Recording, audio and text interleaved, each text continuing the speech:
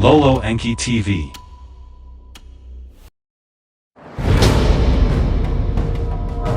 The Law of One. Book 4. Session 91. The 26th of June, 1982. Ra, I am Ra. I greet you in the love and in the light of the one infinite Creator. We communicate now. Questioner, could you first please give me the condition of the instrument? Ra, I am Ra. It is as previously stated. Questioner, I have listed the different minds and would like to know if they are applied in this particular aspect. First, we have the cosmic mind, which is, I would think, the same for all sub-logo like our sun. Is this correct? Ra, I am Ra. This is correct. Questioner, a sub-logo such as our sun, then, in creating its own particular evolutionary experience, refines the cosmic mind, or, shall we say, articulates it by its own additional bias or biases. Is this the correct observation? Ra, I am Ra. It is a correct observation, with the one exception that concerns the use of the term addition, which suggests the concept of that which is more than the all-mind. Instead, the archetypical mind is a refinement of the all-mind in a pattern peculiar to the sub-logo's choosing. Questioner, then the very next refinement that occurs as the cosmic mind is refined is what we call the archetypical mind. Is this correct? Ra, I am Ra. Yes. Questioner, then this creates, I would assume, the planetary or racial mind. Is this correct? Ra, I am Ra. No. Questioner, what is the origin of the planetary or racial mind?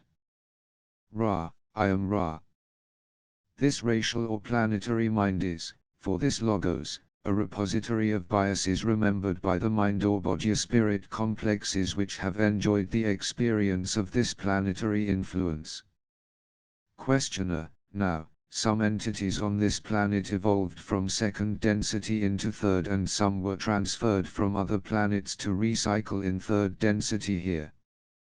Did the ones who were transferred here to recycle in third density add to the planetary or racial mind? Ra, I am Ra. Not only did each race add to the planetary mind, but also each race possesses a racial mind. Thus we made this distinction in discussing this portion of mind. This portion of mind is formed in the series of seemingly non-simultaneous experiences which are chosen in freedom of will by the mind or body spirit complexes of the planetary influence. Therefore, although this akashic, planetary, or racial mind is indeed a root of mind, it may be seen in sharp differentiation from the deeper roots of mind, which are not a function of altering memory, if you will. We must ask your patience at this time. This channel has become somewhat unclear due to the movement of the cover which touches this instrument. We ask that the opening sentences be repeated and the breath expelled. The microphones attached to the cover upon the instrument were pulled slightly as a rug was being placed over a noisy tape recorder. The circle of one was walked, breath was expelled 2 feet above the instrument's head from her right to her left, and the circle of one was walked again as requested. Ra, I am Ra. We communicate now. Questioner, were we successful in re-establishing clear contact? Ra, I am Ra. There was the misstep which then needed to be re-repeated. This was done. The communication is once again clear. We enjoyed the humorous aspects of the necessary repetitions. Questioner, what occurred when the microphone cords were slightly moved? Ra, I am Ra. The link between the instrument's mind or body spirit complex and its yellow ray, chemical, physical vehicle was jarred. This caused some maladjustment of the organ you call the lungs, and, if the repair had not been done, would have resulted in a distorted physical complex condition of this portion of the instrument's physical vehicle. Questioner: what kind of distortion? Ra: I am Ra. The degree of distortion would depend upon the amount of neglect. The ultimate penalty, shall we say, for the disturbing of the physical vehicle is the death, in this case by what you would call the congestive heart failure. As the support group was prompt, there should be little or no distortion experienced by the instrument. Questioner: why does such a very minor effect like the slight movement of the microphone cord result in this situation, not mechanically or chemically, but philosophically? If you can answer this question, Ra: I am Ra. We can only answer mechanically, as there is no philosophy to the reflexes of physical vehicular function. There is what you might call the silver cord reflex, that is, when the mind or body or spirit complex dwells without the environs of the physical shell and the physical shell is disturbed, the physical shell will reflexively call back the absent enlivener, that is, the mind or body or spirit complex, which is connected with what may be metaphysically seen as what some of your philosophers have called the silver cord.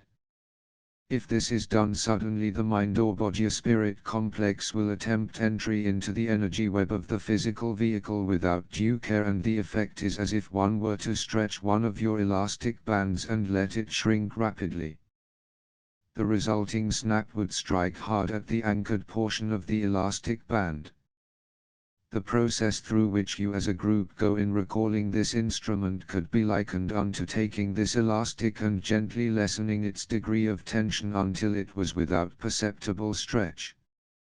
Questioner: to get back to what we were talking about, would the different races of this planet be from different planets in our local vicinity, or the planets of nearby Lorgo which have evolved through their second density experiences? And would they create the large number of different races that we experience on this planet?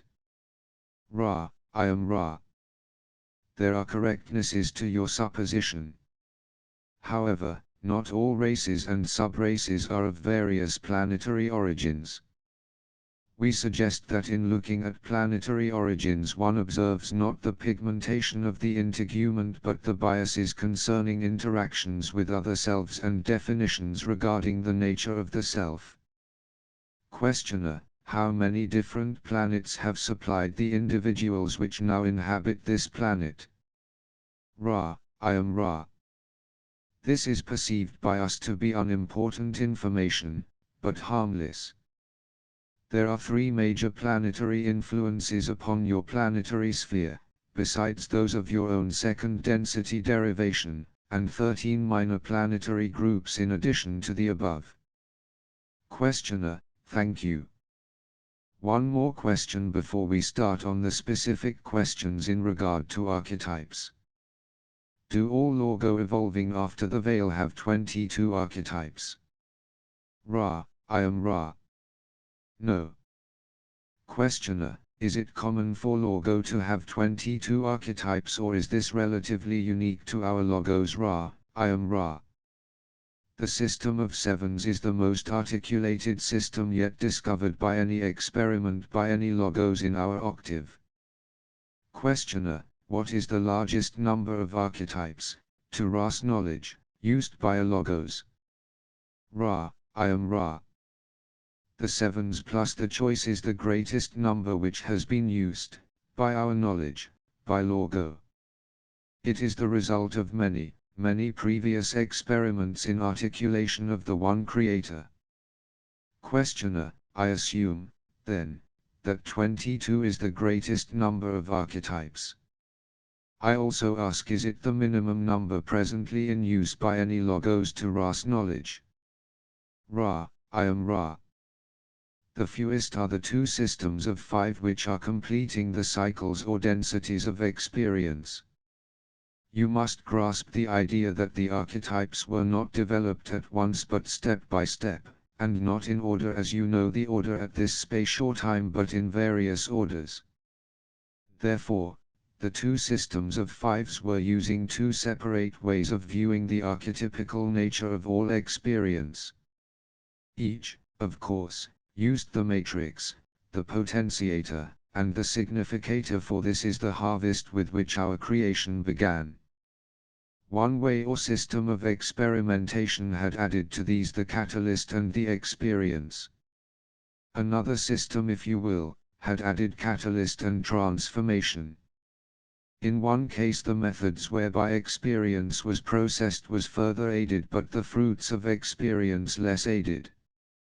In the second case the opposite may be seen to be the case. Questioner: thank you. We have some observations on the archetypes which are as follows. First, the matrix of the mind is depicted in the Egyptian tarot by a male, and this we take as creative energy intelligently directed. Will Ra comment on this? Ra: I am Ra. This is an extremely thoughtful perception, seeing as it does the male not specifically as biological male but as a male principle. You will note that there are very definite sexual biases in the images. They are intended to function both as information as to which biological entity or energy will attract which archetype, and also as a more general view which sees polarity as a key to the archetypical mind of third density. Questioner: the second observation is that we have a wand which has been seen as the power of the will. Will Ra comment? Ra: I am Ra. The concept of will is indeed pouring forth from each facet of the image of the matrix of the mind. The wand as the will, however, is, shall we say, an astrological derivative of the outreaching hand, forming the, shall we say, magical gesture. The excellent portion of the image which may be seen distinctly as separate from the concept of the wand is that sphere which indicates the spiritual nature of the object of the will of one wishing to do magical acts within the manifestation of your density. Questioner: the hand downward has been seen as seeking from within and not from without, and the active dominance over the material world.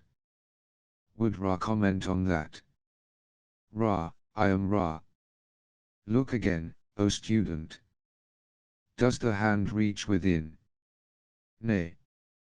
Without potentiation the conscious mind has no inwardness. That hand, O student, reaches towards that which, outside its unpotentiated influence, is locked from it. Questioner: the square cage represents the material illusion and is an unmagical shape. Can Ra comment on that? Ra: I am Ra.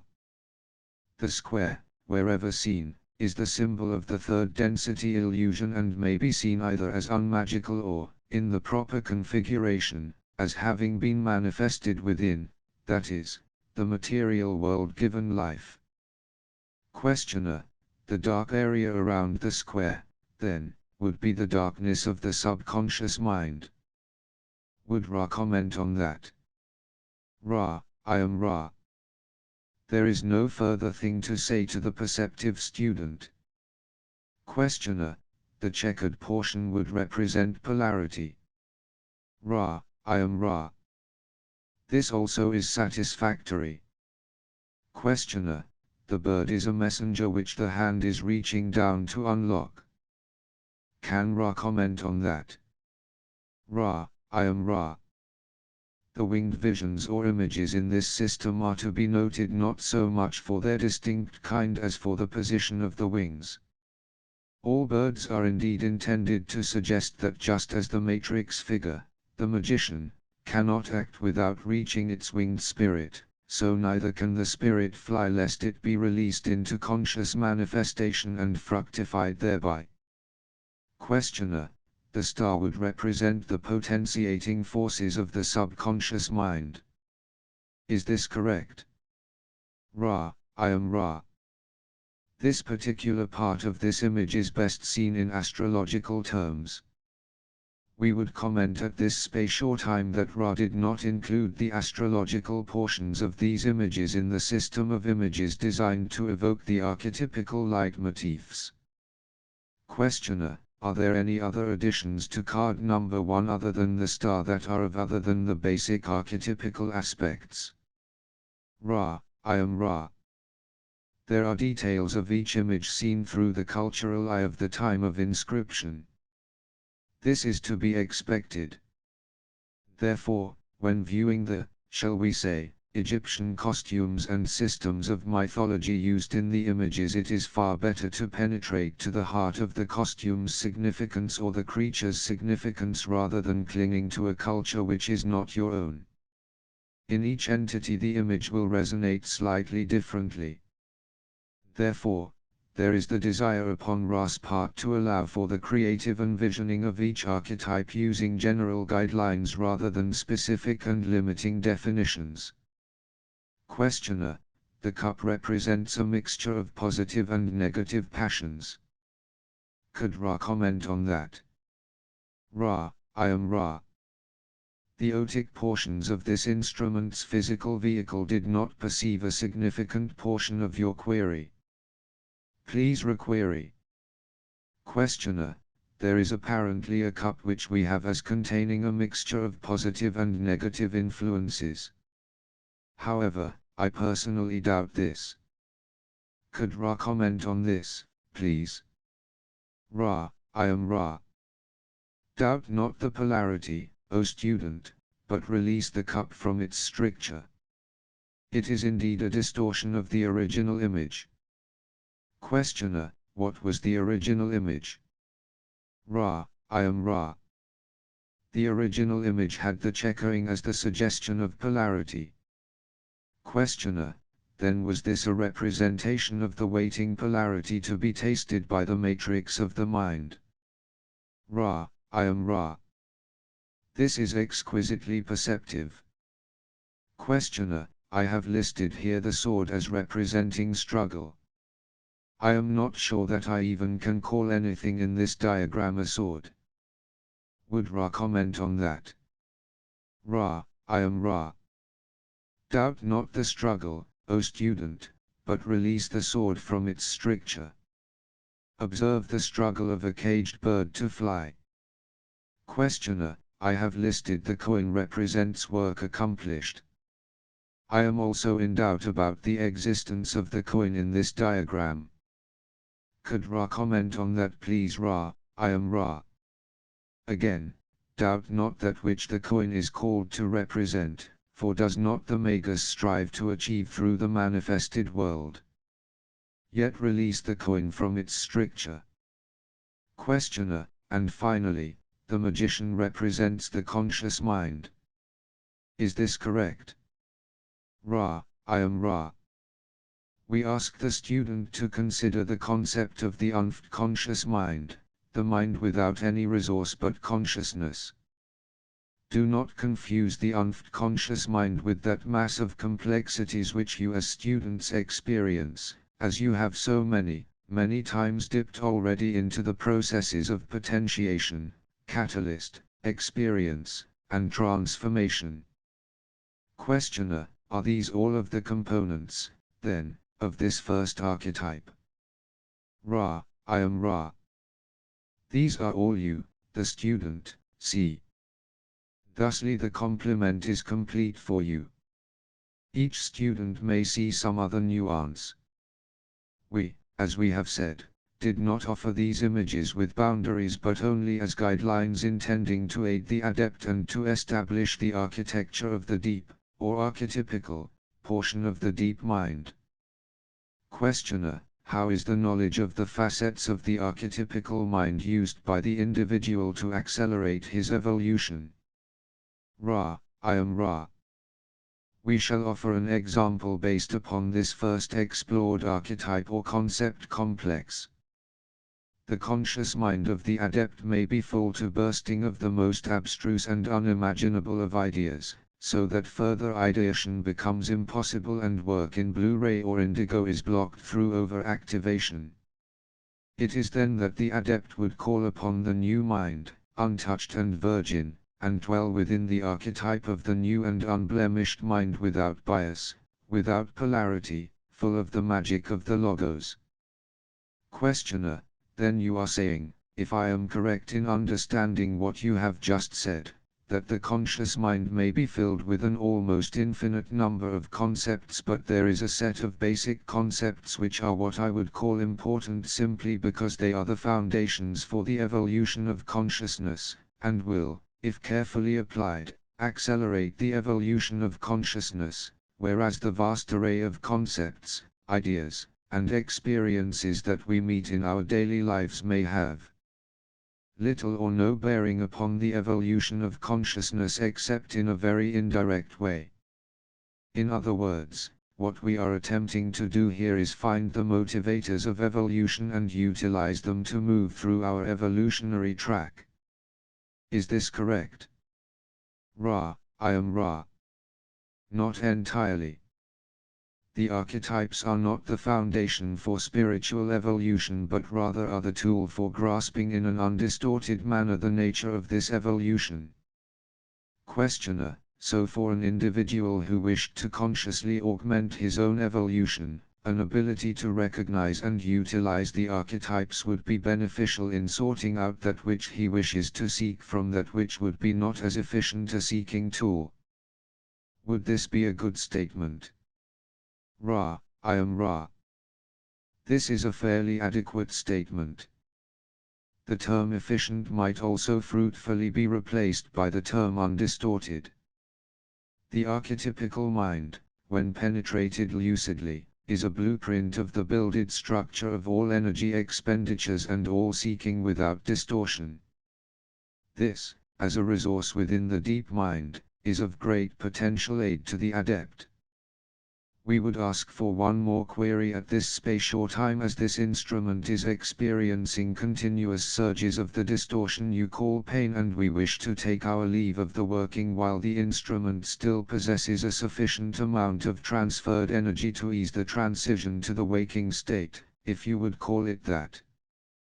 Questioner: since we are at the end of the matrix of the mind, I will just ask if there is anything that we can do to make the instrument more comfortable or to improve the contact. Ra, I am Ra. Each is most conscientious. The instrument might be somewhat more comfortable with the addition of the swirling of the waters with spine erect. All other things which can be performed for the instrument's benefit are most diligently done. We commend the continual fidelity of the group to the ideals of harmony and thanksgiving.